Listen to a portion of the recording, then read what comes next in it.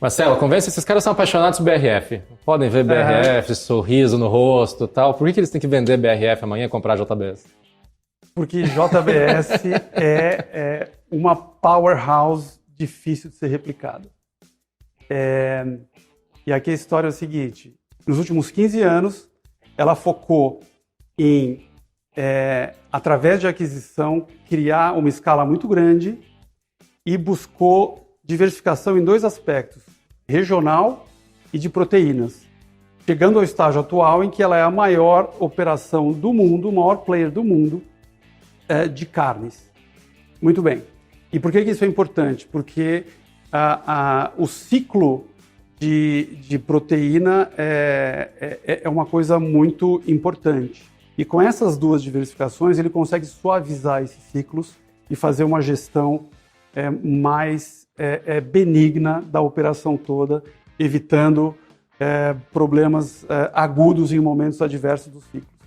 Esse é um ponto. E aí é o seguinte, nós estamos falando de uma empresa que cresceu de uma receita de 4 bilhões de reais em 2015, mais ou menos, para 230 bilhões de reais hoje. Se eu mostrasse para vocês só esses números, vocês iam dizer, não.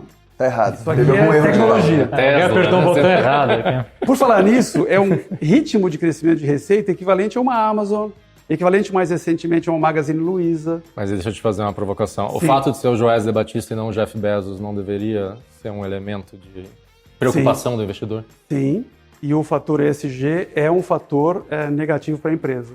E tem essa analogia com o Vale, que é o seguinte, o risco ESG ainda está presente, mas ele é declinante, na nossa opinião. Então é o seguinte, nos próximos 15 anos, o que ela vai buscar?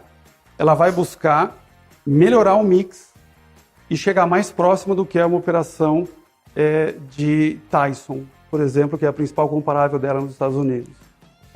Diminuir a exposição de commodities no mix dela e ter mix mais nobres, e para isso ela precisa de aquisições.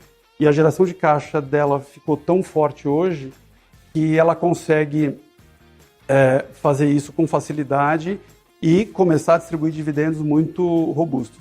Agora, tem um importante ponto aqui, fundamental em termos de ciclo do setor no mundo, que é a gripe africana suína. Essa gripe apareceu na segunda metade de 2018.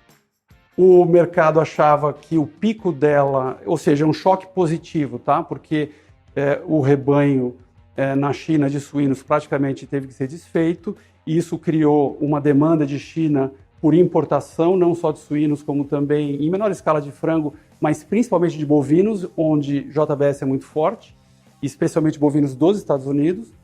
E se achava que o pico desse choque seria em 2019, mas se provou que não é um pico, é um platô.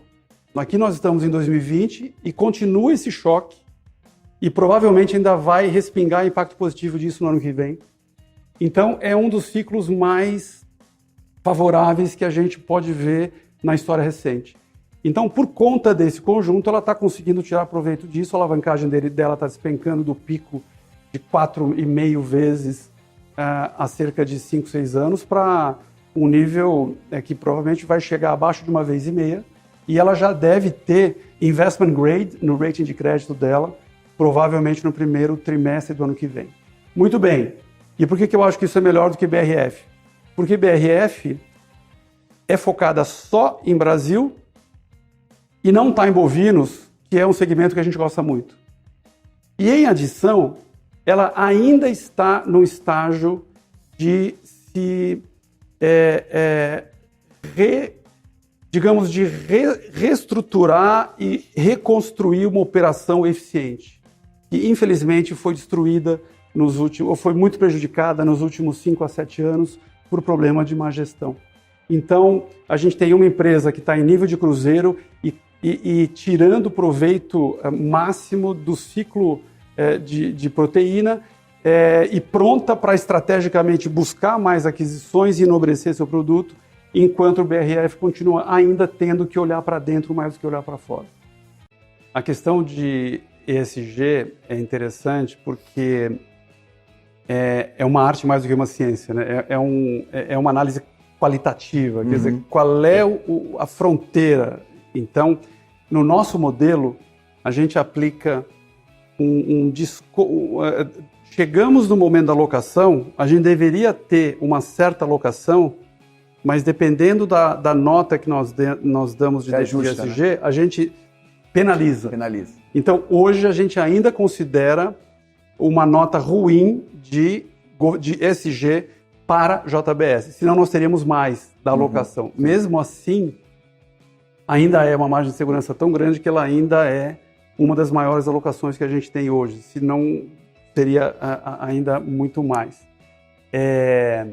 E aí eu queria mencionar isso, porque é uma arte mais do que uma ciência, né? E às vezes o fundamento... Então, olha que curioso, ela tá para virar investment grade, então às vezes parece um certo contrassenso, mas não é. Porque ao mesmo tempo que ela tá para virar investment grade, tem o Senado lá que, junto com o lobby, usa o argumento de governança para querer fazer uma investigação para dificultar a iniciativa dela de listar a JBS US. Então a gente vê, olha aí, então esse problema ainda está pegando. Sim.